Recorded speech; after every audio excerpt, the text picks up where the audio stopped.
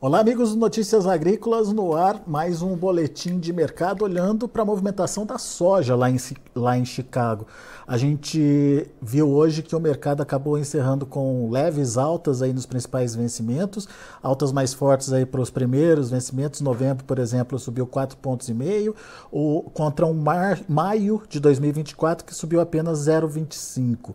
Mas ainda assim a soja se mantendo ali acima do patamar dos 13 dólares por bushel e se mostrando firme aí nesse patamar. Será que tem tendência de alta ainda para o mercado? Será que o mercado já subiu o suficiente? O que pode acontecer com as negociações aqui no Brasil? O que a gente precisa ficar atento para entender a precificação da soja e principalmente as oportunidades de negócios que podem acontecer daqui para frente?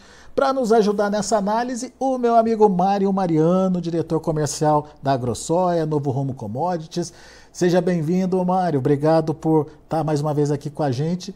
Afinal de contas, como é que a gente pode analisar esse comportamento de Chicago? Essa soja aí acima dos 13 dólares por bushel está bem precificada? Tem alguma coisa de novo acontecendo no mercado?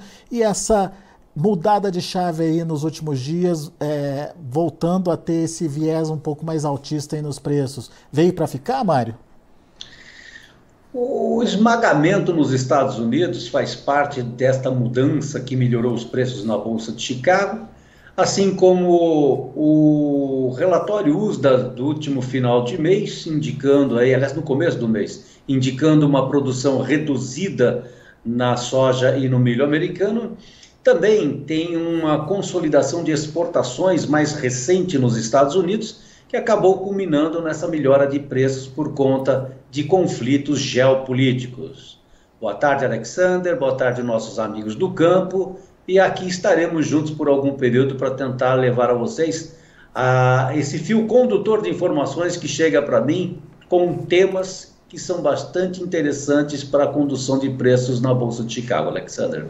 Pois é, Mário. Daí você citou aí 3 fatores, né, que nesse primeiro momento dão esse fôlego, digamos, para a soja. Esmagamento nos Estados Unidos. Veio para ficar, Mário? O mês de setembro nos Estados Unidos bateu o recorde para este vencimento, com 4,5 milhões de toneladas. Foi um pouco menor do que o mês anterior, porém para o mês de setembro, entende-se que por ser uma entre-safra nos Estados Unidos, esse número é significativo. E tanto é verdade que se você olhar o comportamento do óleo de soja, não especificamente hoje, Alexander, mas nos últimos 3 pregões, perceberá que o óleo de soja teve um aumento significativo, que é o resultado de uma redução dos estoques de óleo naquele país, e por isso o esmagamento aconteceu acelerado. A demanda por óleo de soja, também empurrado pelo aumento de preço do petróleo, com problemas geopolíticos acontecendo na Europa, empurrou esse produto, alavancando matérias-primas também. Não só pelo lado do esmagamento, que veio para ficar e está bastante positivo para aquele país nesse período de entre-safras. O outro fator que corroborou para a consolidação desses valores de 13 dólares ou um pouco mais na Bolsa de Chicago para o primeiro vencimento, fora a divulgação dos 111,7 milhões de toneladas da safra americana. A redução não foi tão grande em relação ao relatório do mês anterior, mas é importante salientar, Alexander, que fundos de commodities e outros especuladores encontravam-se confortáveis no entendimento de que a produção seria grande por lá, os estoques de passagem maiores, encontrando aqui na América Latina uma produção maior, através do Brasil, que iniciaria o seu plantio, e a própria Argentina. Contudo, o clima naquele país diminuiu o rendimento, os estoques foram reduzidos por consequência da menor produção, que já citei o número, e os fundos foram obrigados a recompor as suas carteiras, comprando aquilo que havia vendido anteriormente, alavancando os preços para cima. Diante desta concentração de demanda, vimos os valores voltarem de 12 dólares e 60, 12 dólares e 65 para os atuais 13 dólares e 17. E se você me perguntar como especulador, eu responderia: estamos no dia de hoje, no fechamento do cume dos 13 dólares e 17, e que se ele romper os 13,22, é possível que na leitura gráfica a força para buscar os 13 dólares e 60 é verdadeiro. Mas vamos continuar olhando de perto se os números de fundamento vão permitir essa corrida, onde o gráfico indica preços maiores, Alexander. Mas daí a atuação dos fundos, eles vendo a oportunidade, voltando a comprar, e essa entrada dos fundos no mercado fazendo o preço subir, podendo chegar aos 13,60, Mário. Então, quando a gente olha novembro, né? Isso, né? Isso, eu não sei se teremos tempo suficiente para enxergar no mês de novembro o tamanho e o valor, mas uma coisa ficou muito clara: o preço saiu de uma base, buscou valores intermediários e os fundamentos estão apoiando essa alta. Então eu citei já a produção, o rendimento, os estoques de passagem, inclusive os estoques menores de óleo, e eu vou até citar novamente que o óleo, os estoques atuais de óleo nos Estados Unidos, ele é o menor em 9 anos. Daí então o apoio para que os fundos voltassem a comprar as suas posições vendidas por conta de um fundamento também ligado a um subproduto da matéria-prima. Para consolidar a necessidade dos fundos comprarem as suas vendas anteriores, também as exportações vêm acontecendo dentro de uma rapidez e velocidade um pouco maior. Perceba você que diariamente os Estados Unidos informam que se vende 130, 150 mil toneladas diariamente de soja em grão para a China ou país não revelado. Não muito distante dessa informação, hoje 1 milhão e 50 mil toneladas foram registradas nas exportações dessa semana e 2 milhões informados na segunda-feira dos registros da semana anterior. Então, a demanda para exportação está crescente. A demanda para exportação de farelo está crescente. Então, nós entendemos que na Bolsa de Chicago os fundos têm sim necessidade de rever os seus conceitos de grande safra para uma safra reduzida e a necessidade de reposição das suas carteiras. Portanto, diante do mercado internacional, sim, os mercados estão convergindo para altas, e numa leitura que acabo de citar do fundamento junto com o técnico, um aumento, ou seja, os preços se passarem do mês de novembro, tá, acima de 13 dólares e 22, que é a próxima resistência, ele poderá tomar um fôlego e poderá buscar 13 dólares e 60, sim. Leitura gráfica e técnica aliada ao fundamento, Alexander. Muito bom. Ô Mário, mas daí vem a questão da safra na América do Sul, fazendo um contrapeso aí nessa questão, né? Nessa precificação em Chicago. Até que ponto uma safra deslanchando bem aqui na América do Sul, especificamente no Brasil, pode reverter esse quadro ou quebrar essa tendência de alta lá em Chicago? Tem força para isso, Mário? Eu ainda não colocaria com força suficiente para mudar uma tendência no curtíssimo prazo. Tento explicar com esse fundamento aqui, ó.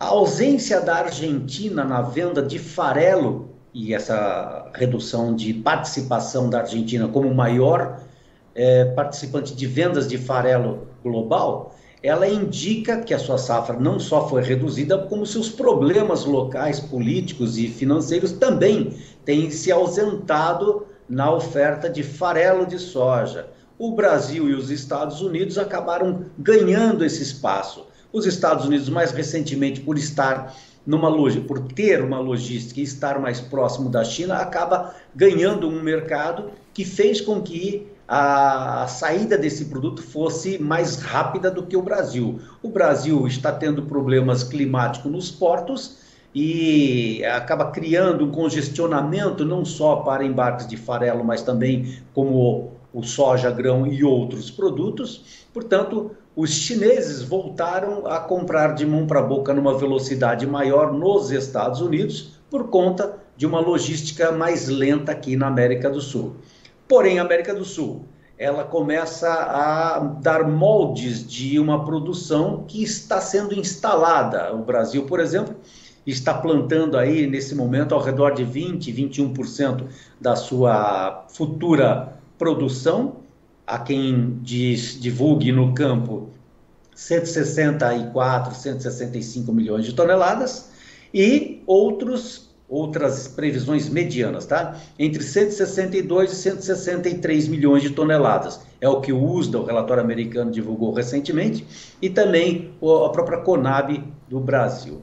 Dado essa circunstância de planta avançando, porém, com alguns pontos climáticos ainda negativos, eu vou voltar agora para o Médio Norte, vou buscar região de Mutum, Diamantino, Tangará da Serra. Essas regiões elas têm tido chuvas irregulares, o que nós costumamos chamar no campo de manchas. O plantio saiu adequadamente dentro do período previsto, entretanto teve que dar uma parada. Então nesse momento nós temos nessa região em torno de 50% plantado e alguns dias já parado, até que o clima venha a trazer novidades, como, por exemplo, a partir do dia 22 a 25, chuvas mais regulares para esta região. Então, voltando na sua questão, a América do Sul implantando a sua safra futura, nesse momento ainda não tem força para mudar tendências. Contudo, se olhares lá para a Bolsa de Chicago, o vencimento março e maio, ele não tem a mesma força de alta que se encontra nos vencimentos novembro e janeiro, mas está começando a trazer preocupações para os compradores e até mesmo para os participantes dos mercados futuros, com esta lentidão de plantio. Na Argentina ainda não existe nenhuma preocupação constante, mas o Brasil está bem dividido, onde tem muitas chuvas na região sul e sudeste e poucas chuvas no centro-oeste. E, portanto, ainda temos um momento de reavaliação da implantação da safra brasileira de soja e, posteriormente, milho, para poder dizer que haverá mudanças de médio e longo prazo na tendência de preços na Bolsa de Chicago, Alexander. Boa. Na Bolsa de Chicago talvez não, mas a possibilidade de uma grande safra por aqui mexe com prêmio, né, Mário? Tanto que a gente vê prêmios bem negativos ali para a época da colheita no Brasil, né? Os prêmios brasileiros para exportação via Paranaguá, que geralmente são os números mais ofertados para a imprensa, acaba criando, sim, uma bolha negativa, pois existe neste momento um fator bastante interessante para não somente a produção futura, mas tudo o que aconteceu ao longo deste ano. Tivemos chuvas impactantes lá no primeiro trimestre, onde a colheita acabou sendo lenta até chegar nos portos, as chuvas impediram a saída, os prêmios foram renegociados e assim passamos até esse mês de outubro com preços negativos. Não deve ser muito diferente para o próximo ano. $1,10, $1,20 é o desconto sobre a Bolsa de Chicago que nós vemos no dia de hoje pelo lado comprador que vai adquirir produto brasileiro, e ele de alguma forma tem alguma razão. Eu vou tentar explicar como eu entendo esta razão. Como o clima, por exemplo, no Amazonas, Arco Norte, né, no Pará, aquela região do Porto Velho, todos eles convergem via rios que estão bastante secos até chegarem nesses portos. Então a navegabilidade do rio Tapajós e outros estão ao redor de 1,5 m, 1,30 m de calado, portanto não dá para empurrar mercadoria para os portos. As tradings, ou aqueles que têm compromissos nessas regiões portuárias que eu citei, foram obrigados a transferir os seus volumes maiores de entregas para outros portos. Quando isso acontece, tem que dar um desconto para poder assumir. Eu vou dar um exemplo. Assumir o custo de um navio parado em Santos ou Paranaguá, em torno de $17 mil por dia, talvez até um pouco mais, dependendo do tamanho dele.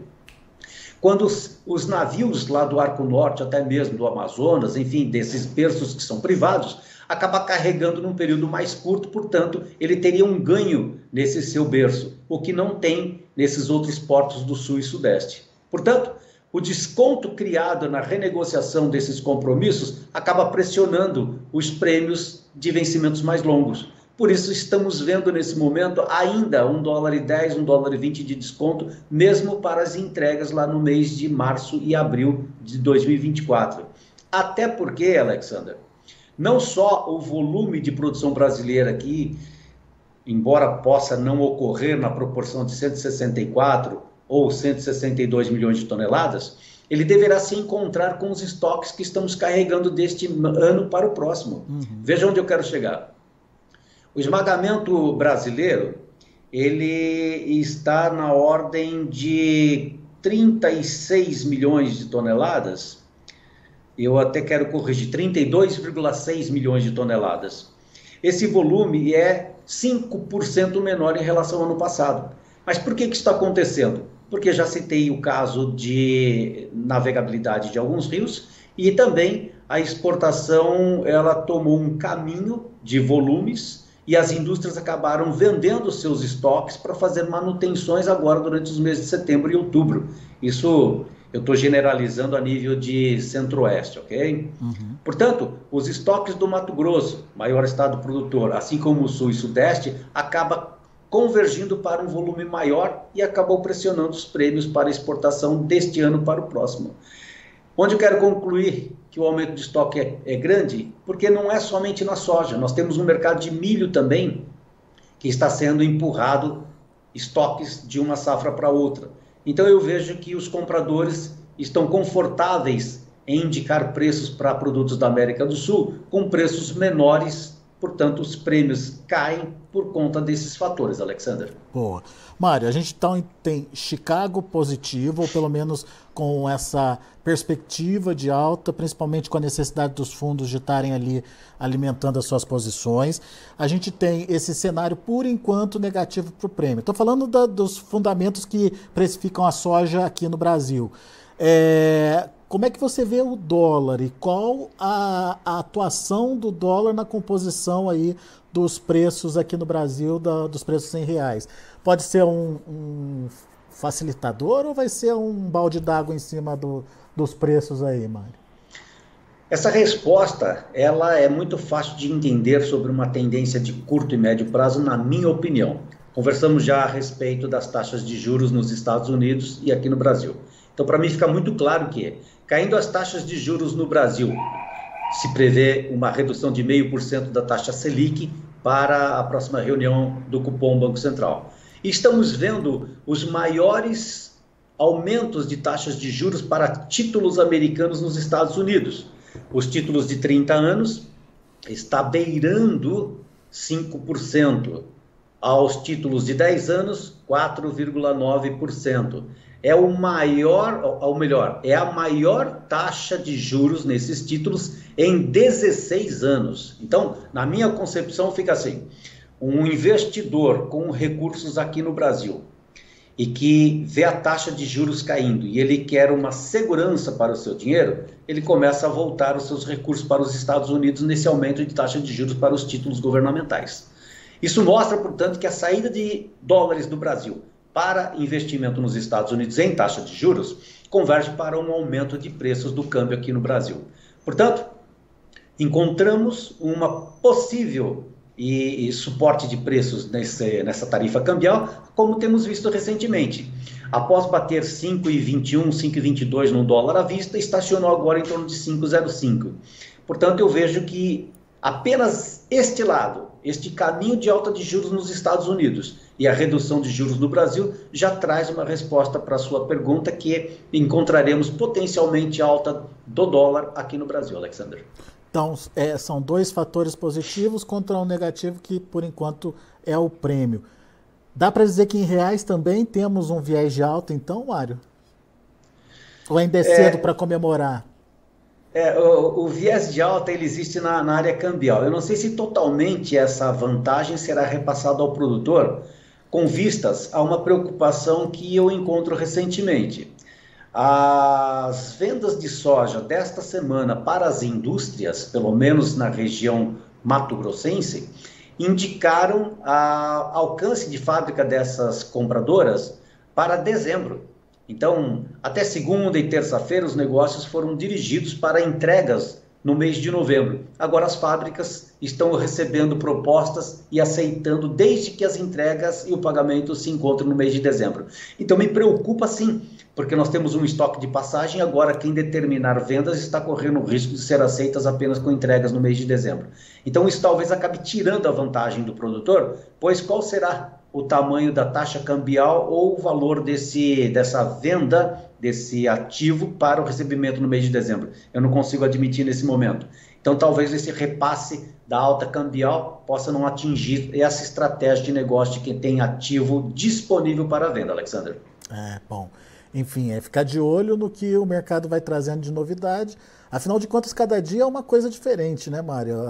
A gente já tinha aí a guerra Ucrânia-Rússia, recentemente Israel e o Hamas lá, enfim, subverte tudo o que a gente vinha tendo de análise para ser feito, né?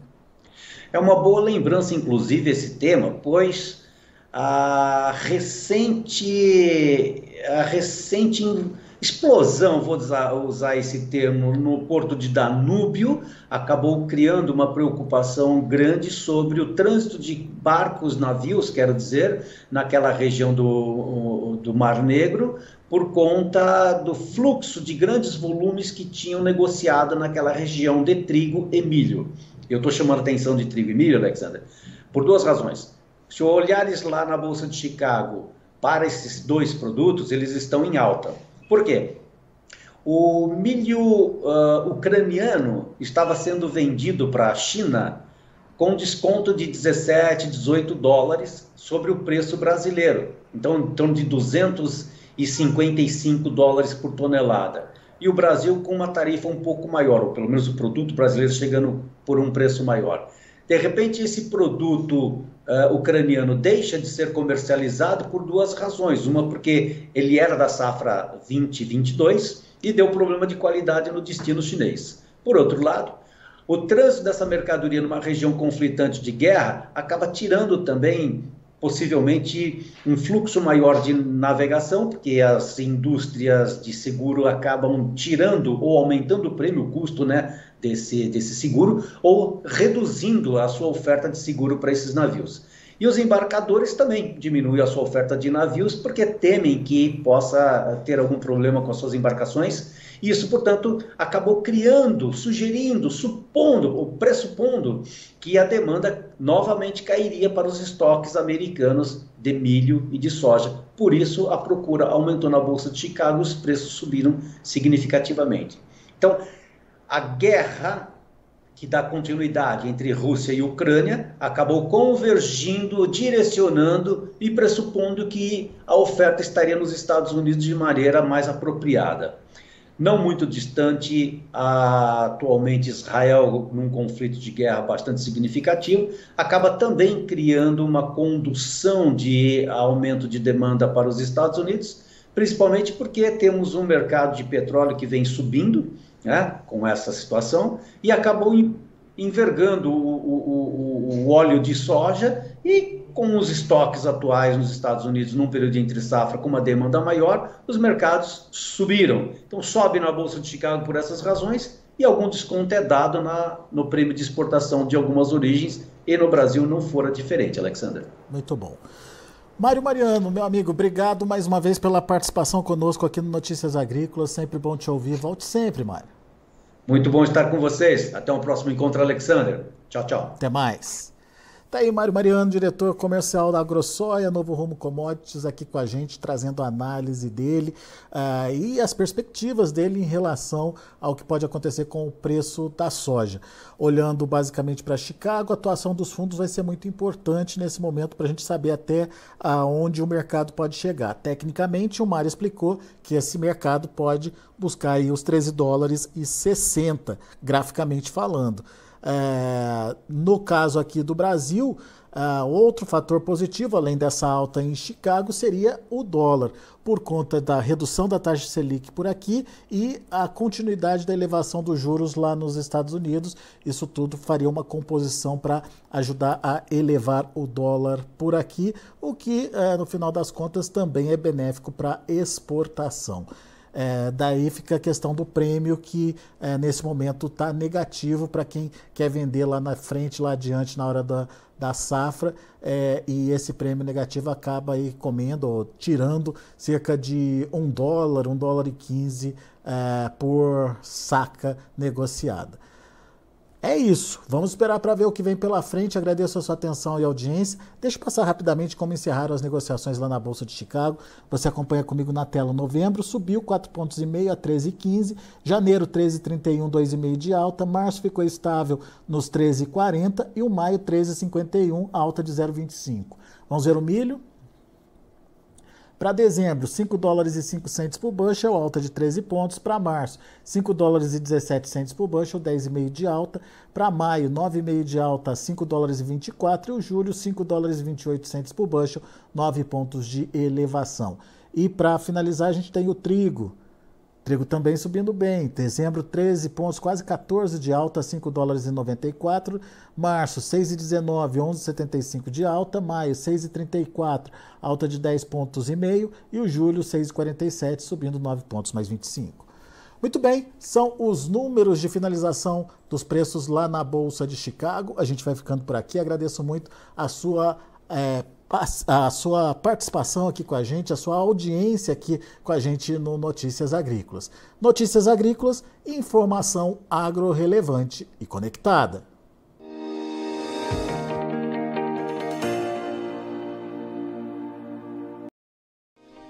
Se inscreva em nossas mídias sociais. No Facebook, Notícias Agrícolas. No Instagram, @Notícias Agrícolas. E em nosso Twitter, @Norteagri. E para não perder nenhum vídeo, não se esqueça de nos acompanhar no YouTube e na Twitch, Notícias Agrícolas Oficial.